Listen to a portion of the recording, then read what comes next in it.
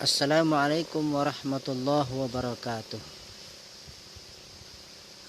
Alhamdulillah, bersyukur kita kepada Allah yang telah menganugerahkan kepada kita nikmat iman dan Islam. Salawat dan salam senantiasa kita sampaikan kepada junjungan kita yang mulia, yakni baginda Nabi besar Muhammad sallallahu alaihi wasallam, dengan ucapan Allahumma shalli ala Muhammad wa ala ali sayyidina Muhammad.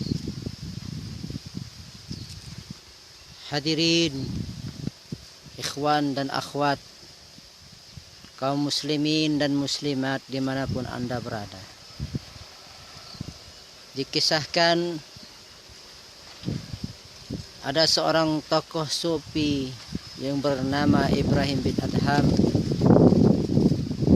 Dia didatangi oleh dua orang prajurit yang datang dari sudut kota. Kedua orang prajurit ini bertanya kepada Ibrahim bin Adham,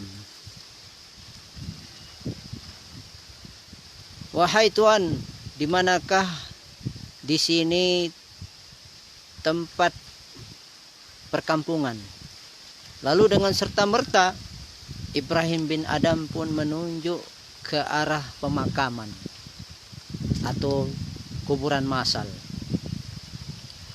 Dan serta-merta pula sambil marah, salah seorang prajurit tadi menampar Ibrahim bin Adham dengan sekuat tenaganya hingga berdarah.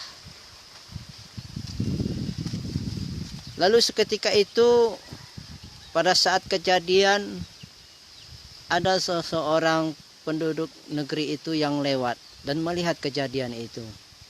Dan dia mengatakan, "Kenapa kalian menamparnya? Dia itu gubernur. Dia itu Ibrahim bin Adham." Lalu dengan serta-merta pula sambil terbata-bata, kedua orang prajurit tadi sambil ketakutan meminta maaf kepada Ibrahim bin Adham. Dan saat itu Ibrahim bin Adham berkata, "Ketika kalian menamparku, aku sedang berdoa kepada Allah agar kalian dimasukkan ke dalam surganya." Lalu dengan terheran-heran, para prajurit tadi pun bertanya kepada Ibrahim bin Adham, "Wahai Ibrahim bin Adham, kenapa engkau mendoakan kami supaya masuk ke dalam surganya Allah? Bukankah kami sudah menyakitimu?" Lalu Ibrahim bin Adham pun menjawab, "Saat kalian menamparku, pada saat itu aku dalam keadaan kondisi marah, emosi. Namun seketika itu juga aku dapat menahan amarahku.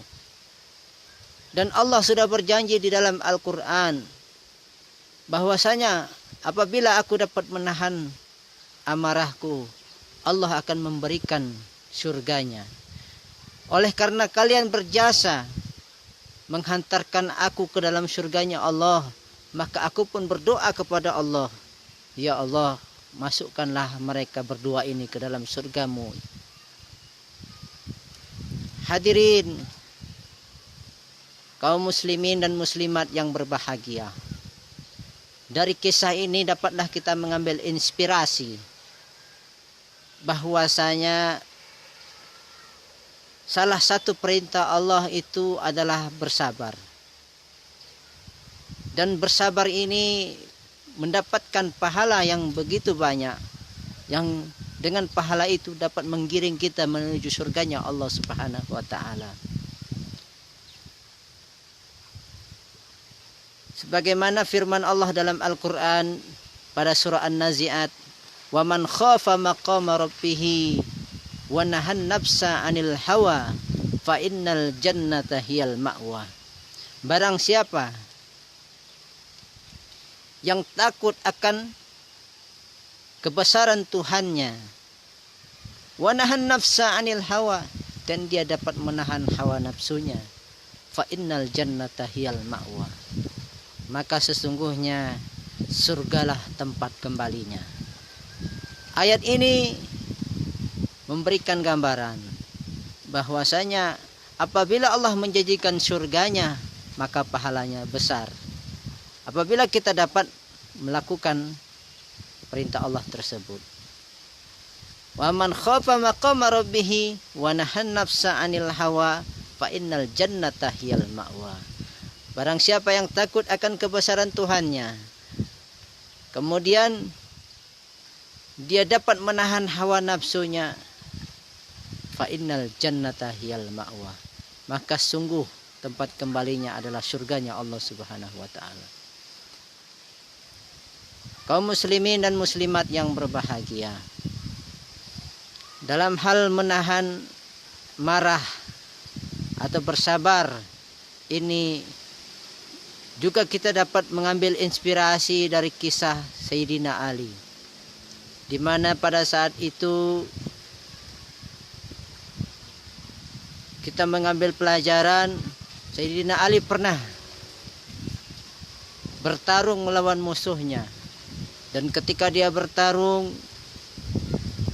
dan dia mengalami kemenangan dan musuhnya hampir ditebas batang lehernya.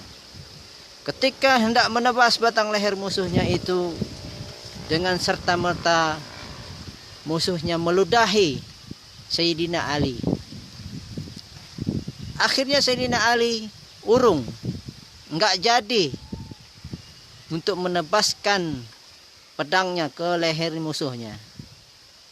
Dengan terheran-heran musuhnya itu pun bertanya kepada Sayyidina Ali radhiyallahu anhu, "Wahai Ali, kenapa engkau tidak jadi menebas batang leherku? Bukankah engkau mengalami kemenangan dan kesempatan itu ada padamu?" Kemudian Ali menjawab, "Ketika aku hendak membunuhmu, aku niatkan itu karena Allah Subhanahu wa taala. Namun ketika itu juga engkau meludahi wajahku. Dan saat engkau meludahi wajahku, emosiku muncul. Dan aku tidak ingin agar membunuhmu karena nafsuku. Dan aku menahan hawa nafsuku ini karena Allah. Wa man khafa maqama rabbih wa nahan nafsa 'anil hawa fa innal jannata hiyal ma'wa." Barang siapa yang takut akan kebesaran Tuhannya dan dia dapat menahan hawa nafsunya, maka sesungguhnya surgalah tempat kembalinya. Inilah janji Allah. Hadirin kaum muslimin dan muslimat yang dimuliakan Allah Subhanahu wa taala. Juga kita mengambil inspirasi dari kisah Rasulullah. Ketika Rasulullah berdakwah di negeri Taif, Rasulullah di sana sengaja diundang untuk datang, tetapi sebenarnya Rasulullah diperangkap untuk mendapatkan berbagai macam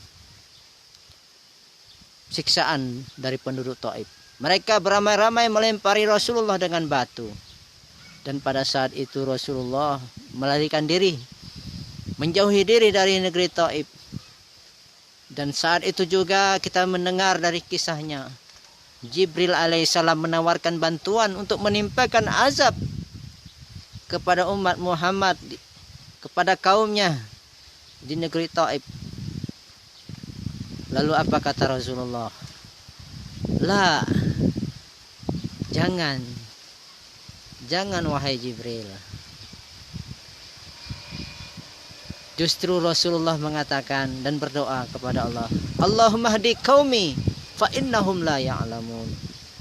Ya Allah, tolonglah kaumku karena sesungguhnya mereka tidak mengetahui. Saudara-saudaraku kaum muslimin dan muslimat yang berbahagia, dari berbagai kisah ini dapatlah kita mengambil pelajaran bahwasanya bersabar, menahan amarah itu adalah perintah Allah. Dan mendapatkan ganjaran dan pahala yang tentunya tidak sedikit. Pahala yang luar biasa. Dan bersabar ini tentunya hanya ada di agama kita Islam. Perintah bersabar adalah ibadah. Oleh karenanya marilah kita sama-sama bersabar dalam situasi dan kondisi apapun. Kita bisa menahan amarah kita. Baik kita di keluarga kita, dengan anak kita, dengan istri kita, dengan kawan karib kita, dengan musuh kita. Mari kita amalkan perintah Allah ini untuk bersabar. Karena bersabar itu sungguh besar pahalanya. Hadirin kaum muslimin dan muslimat yang berbahagia.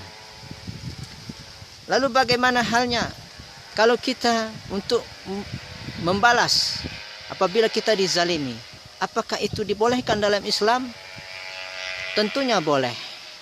Dalam konteks balas membalas, Islam membolehkan kita untuk membalas apabila kita dizalimi. Tentunya untuk bisa berlaku adil dalam kita hal membalas ini agak sulit dan agak susah. Katakanlah kita ditampar orang atau ditonjok orang, tiba-tiba kedua gigi kita patah. Lalu kita bisa membalas dengan menonjok orang tersebut. Namun tidak akan mungkin kita bisa berlaku adil. Kalau seandainya gigi kita dua yang patah, lalu kita pingin supaya gigi dia benar-benar dua patah, kita tonjok. Bagaimana caranya? Tentu akan sulit untuk menonjok dia supaya giginya dua patah. Bagaimana kalau tiga? Tentunya tidak adil. Kalau tiga giginya yang patah, tentunya itu tidak diinginkan dalam Islam. Lalu bagaimana solusinya? Allah memberikan solusi.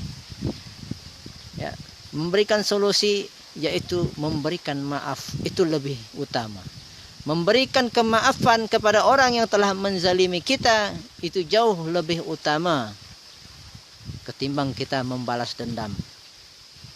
Hal ini sebagaimana firman Allah dalam Al-Quran surah An-Nahl ayat 126 yang artinya, dan jika kamu memberikan balasan, maka balaslah dengan balasan yang sama, dengan siksaan yang ditimpakan kepadamu. Akan tetapi, jika kamu bersabar, sesungguhnya itulah yang lebih baik bagi orang-orang yang sabar. An-Nahl 126. Hadirin kaum muslimin dan muslimat yang dimuliakan Allah. Kalau kita berbicara masalah keutamaan, bersabar itu jauh lebih utama dan jauh lebih banyak pahalanya dan menghantarkan kita ke surganya Allah Subhanahu wa taala. Inilah sebagai pencerahan kita pada hari ini.